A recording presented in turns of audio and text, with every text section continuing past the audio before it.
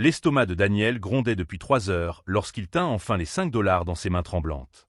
À 16 ans, chaque centime représentait une victoire contre la faim qui hantait sa famille. Sa grand-mère Elena était hospitalisée depuis 2 semaines, et les médicaments coûtaient plus que ce qu'il pouvait économiser en lavant la vaisselle au restaurant du coin. Aujourd'hui, je vais enfin manger quelque chose de correct, murmura-t-il en marchant dans la rue sombre vers le seul endroit qui servait encore de la nourriture à cette heure. Le vent glacé transperçait son vieux manteau, mais l'anticipation d'un repas chaud réchauffait sa poitrine. En entrant dans le petit café, Daniel eut du mal à croire ce que ses yeux voyaient. Un couple de personnes âgées était assis à une table dans le coin, chuchotant quelque chose qui semblait désespéré. La femme, aux cheveux gris et aux vêtements simples, tenait la main de son mari tandis qu'ils regardaient tous les deux fixement une assiette vide devant eux. « Excusez-nous, monsieur », dit le vieil homme au serveur, la voix tremblante. « Nous pensions avoir assez d'argent, mais… » Il ouvrit un vieux portefeuille, ne révélant que quelques pièces. Notre fille avait promis de venir nous chercher, mais la voiture est tombée en panne sur la route. Daniel sentit son cœur se serrer. Là étaient 2 personnes qui auraient pu être ses grands-parents, traversant la même humiliation qu'il connaissait si bien. Le serveur secoua la tête avec impatience, clairement irrité par la situation. « Écoutez, vous devez payer ou partir. Ce n'est pas une œuvre de charité ici. » La femme âgée se mit à pleurer silencieusement, tandis que son mari tentait de la consoler. Daniel observa la scène, ses 5 dollars brûlant dans sa poche. C'était exactement 5 dollars qu'il avait économisés en sautant le déjeuner pendant les 3 derniers jours. 5 dollars qui représentaient son seul vrai repas de la semaine. Sans hésiter, Daniel s'approcha de la table. « Excusez-moi, » dit-il en sortant l'argent de sa poche. « Je voudrais payer leur addition. » Le couple leva les yeux, surpris. La femme serra la main de Daniel avec force, les yeux brillants de gratitude. « Mon fils, es-tu sûr? C'est très gentil de ta part. »« Oui, madame. Nous avons tous besoin d'aide parfois. » En donnant les 5 dollars au serveur, Daniel essaya d'ignorer les picotements de faim dans son estomac. Il verrait le couple manger, et cela suffirait. Au moins quelqu'un dormirait sans faim ce soir-là. Ce que Daniel ne savait pas, c'est que ce simple geste était observé par des yeux qu'il n'aurait jamais imaginés. Ce qu'il ignorait aussi, c'est que le couple gardait un secret qui allait changer sa vie pour toujours. Et il n'avait certainement aucune idée que, en moins de 24 heures, quelqu'un frapperait à sa porte avec une proposition qui défierait tout ce qu'il croyait sur la justice et le destin. Le vieil homme serra la main de Daniel avec une intensité étrange, comme s'il mémorisait chaque détail de son visage. « Quel est ton nom, jeune homme ?»« Daniel Rodriguez. »« Daniel, » répéta l'homme, avec un sourire mystérieux. « Souviens-toi de ce moment, Daniel. Parfois, l'univers agit de manière que notre esprit ne peut comprendre. » Alors que Daniel quittait le café les mains vides et l'estomac vide, il ne pouvait pas se sortir de la tête le regard perçant de cet homme. Il y avait quelque chose dans ses yeux qui l'intriguait profondément, une sorte de connaissance cachée qui le laissait inquiet. Si vous appréciez cette histoire, n'oubliez pas de vous abonner à la chaîne pour ne pas manquer les prochains chapitres de ce voyage palpitant. Daniel se réveilla le lendemain avec l'estomac douloureux de faim. Les derniers centimes qui lui restaient suffisaient à peine pour acheter un pain, mais il devait les garder pour le bus jusqu'à l'hôpital où se trouvait Elena. La situation devenait insoutenable. À 9 heures du matin, 3 coups fermes résonnèrent sur la vieille porte en bois de l'appartement. Daniel fronça les sourcils, confus. Personne ne venait jamais lui rendre visite, surtout pas si tôt. Lorsqu'il ouvrit la porte, il trouva un homme élégant en costume sombre, tenant une mallette en cuir et arborant un sourire cordial. « Daniel Rodriguez ?»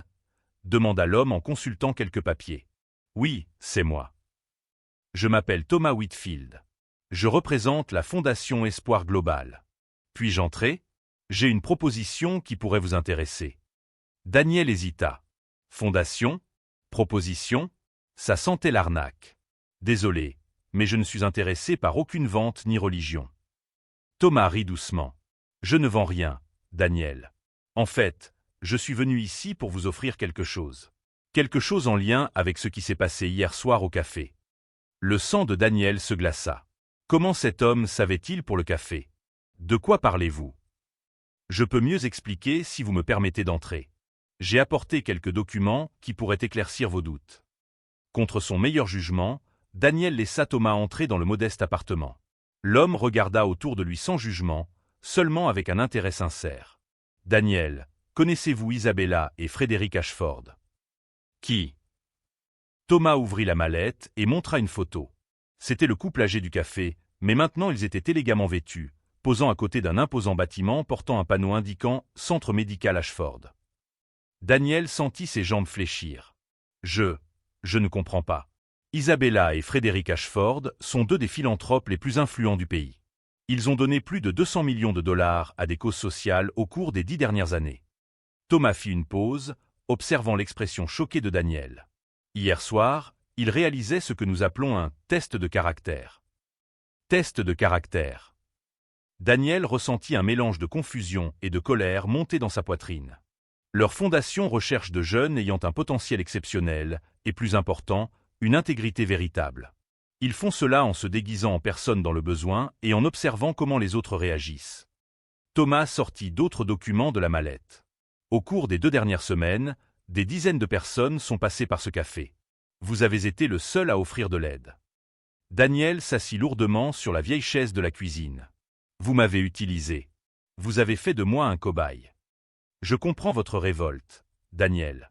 Mais vous devez comprendre que les personnes aux ressources limitées trouvent plus facile de feindre la bonté lorsque des caméras ou une reconnaissance sont impliquées. Le vrai test, c'est quand personne ne regarde, quand vous êtes vous-même dans le besoin. Et alors, que voulez-vous de moi maintenant? Thomas sourit et posa une enveloppe scellée sur la table.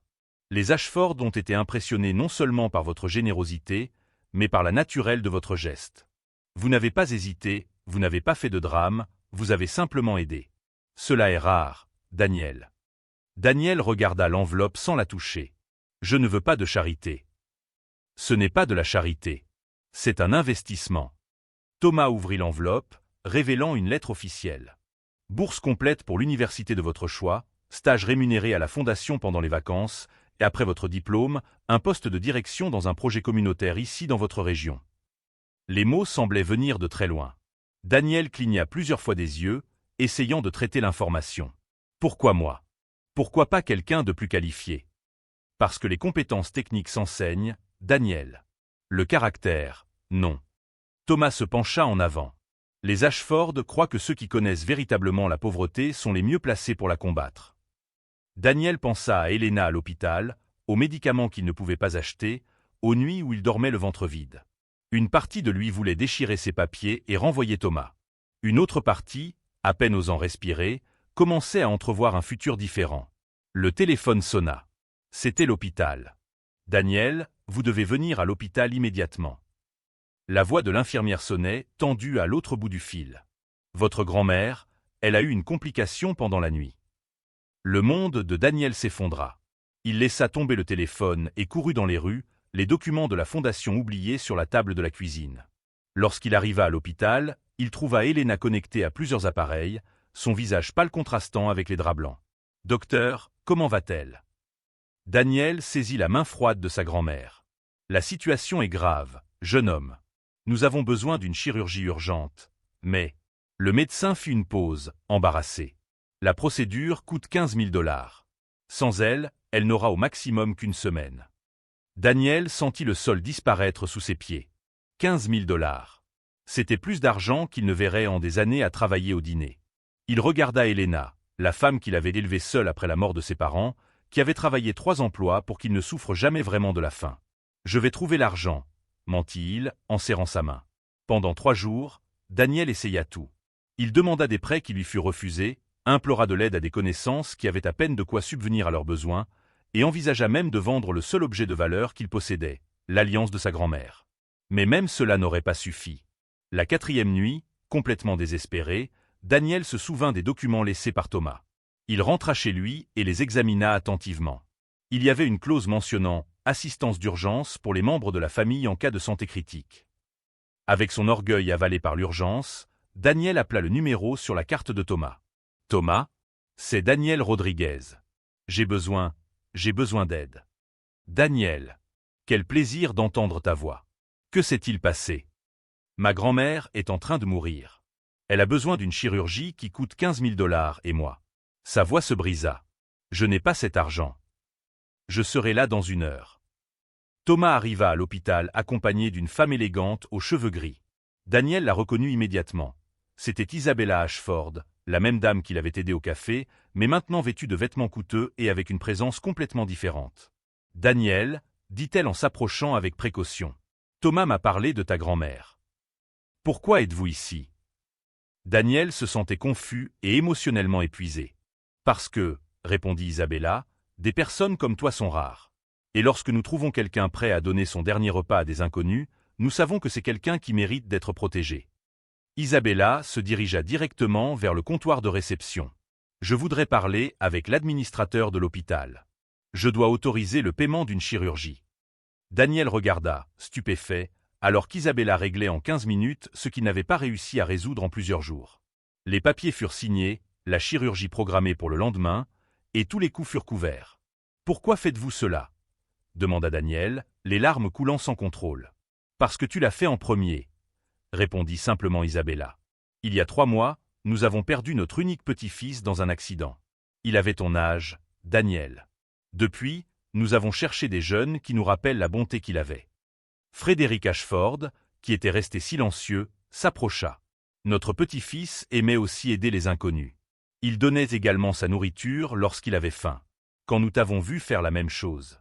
Sa voix se brisa. C'était comme s'il nous montrait qu'il reste encore de l'espoir dans ce monde. Daniel comprit enfin. Ce n'était pas seulement un test de caractère. C'étaient 2 personnes essayant de surmonter une perte dévastatrice, cherchant un sens à travers la bonté des autres. La proposition de la fondation tient toujours, dit Thomas. Mais maintenant, tu comprends que ce n'est pas seulement à propos de toi. Il s'agit de toutes les personnes que tu pourras aider lorsque tu seras en position de faire une différence. Cette nuit-là, tandis qu'Elena dormait paisiblement après la chirurgie réussie, Daniel prit sa décision. Il signerait les papiers de la fondation, non par désespoir ou besoin, mais parce qu'il comprenait enfin que son expérience de la pauvreté et sa compassion naturelle étaient exactement les outils dont le monde avait besoin. Mais ce que Daniel ne savait pas encore, c'est que les Ashford avaient des plans bien plus grands pour lui. Des plans qui impliqueraient non seulement son éducation, mais une transformation complète de toute sa communauté.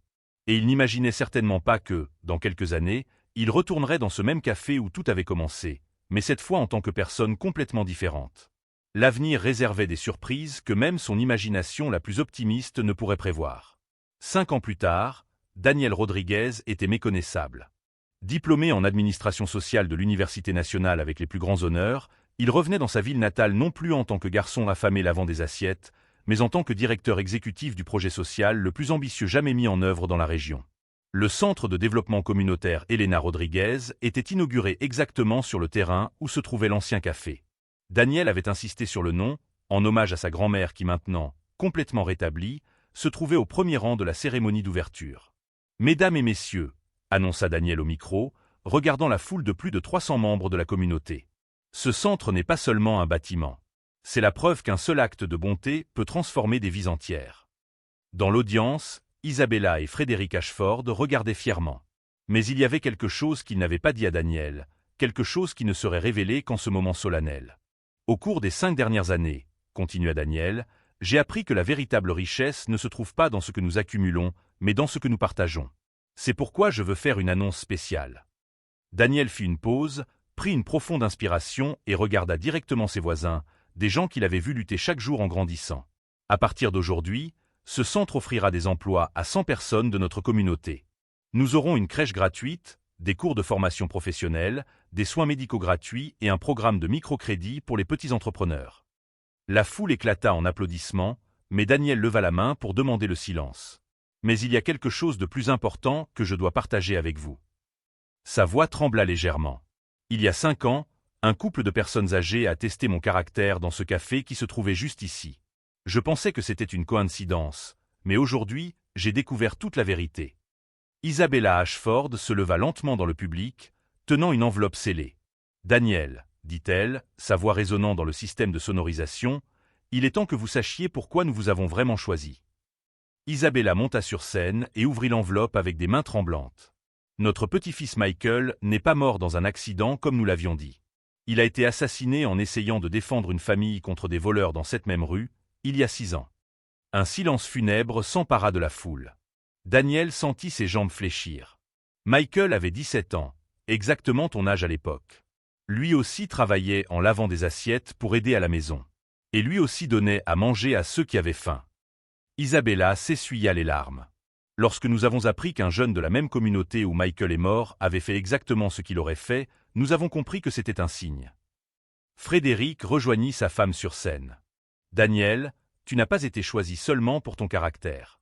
Tu as été choisi parce que tu représentais la seconde chance que nous n'avons pas pu offrir à notre petit-fils.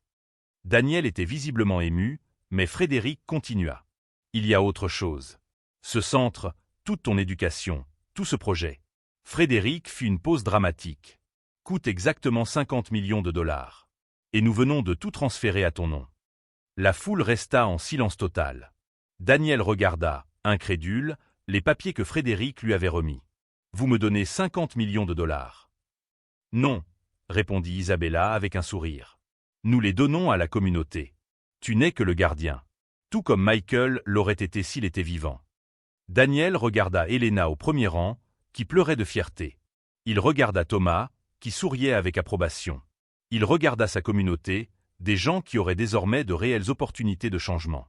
Il y a 5 ans, dit Daniel au micro, la voix ferme malgré les larmes, j'ai donné mon dernier repas à 2 inconnus. Aujourd'hui, je comprends que je ne nourrissais pas seulement 2 personnes âgées. Je plantais la graine d'une transformation qui allait changer des centaines de vies. Il se tourna vers Isabella et Frédéric. J'accepte cette responsabilité non pas comme propriétaire, mais comme serviteur de cette communauté.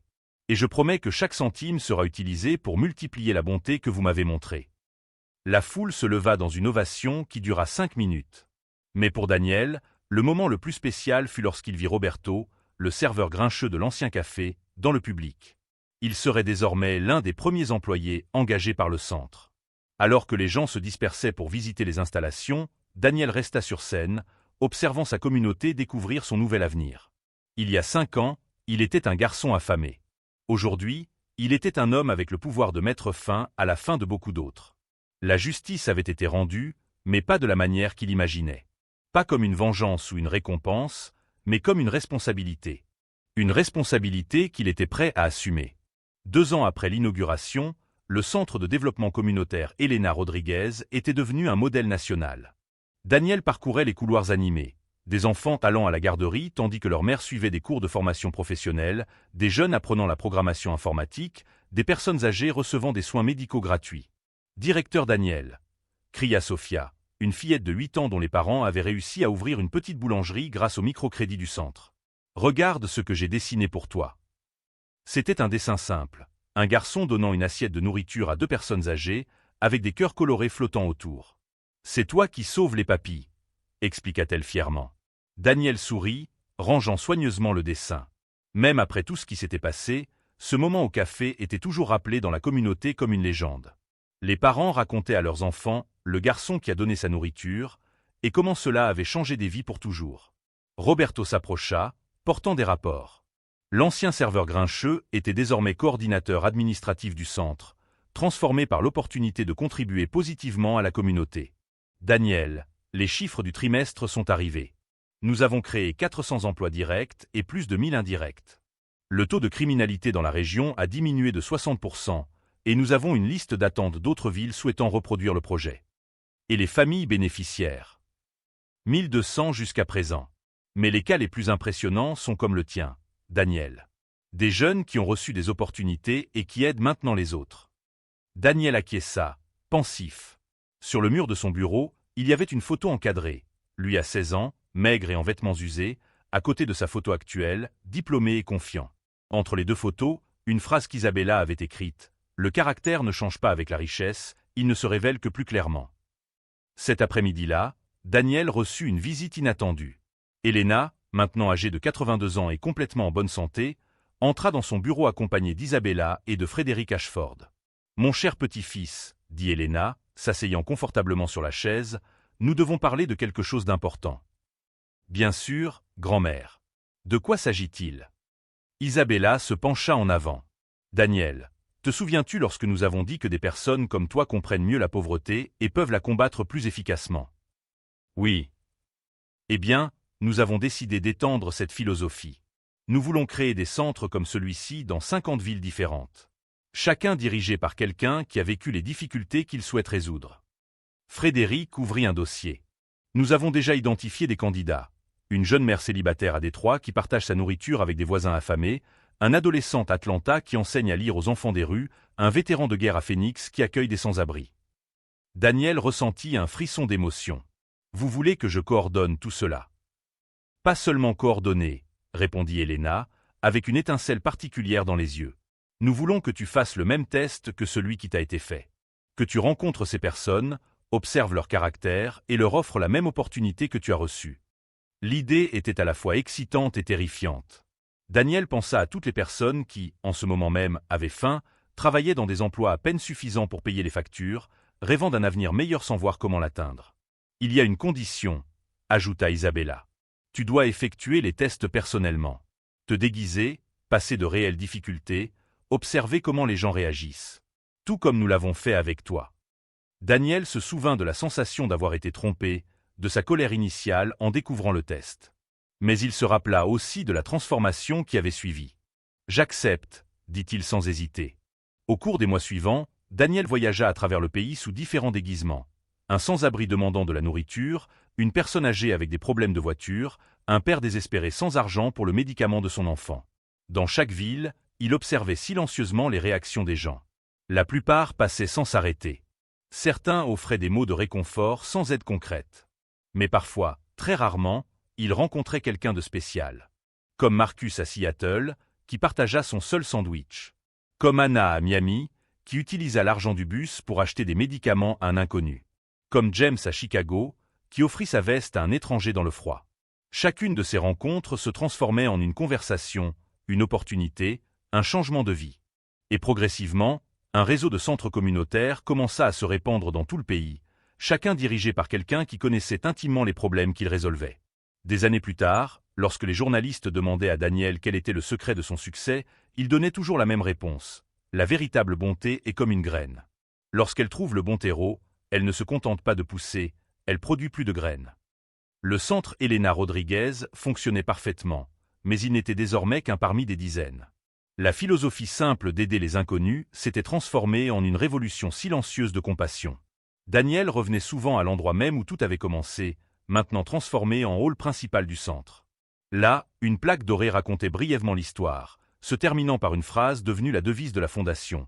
De petits actes de bonté peuvent changer le monde entier. Et les personnes qui lisaient cette plaque en sortaient légèrement différentes, portant en elles la graine d'une idée simple mais puissante. Aider les autres, même lorsque l'on a soi-même besoin d'aide, est l'investissement le plus rentable que quelqu'un puisse faire. Si cette histoire a touché votre cœur, abonnez-vous à la chaîne et partagez-la avec quelqu'un qui a besoin de se rappeler que la bonté existe encore dans le monde.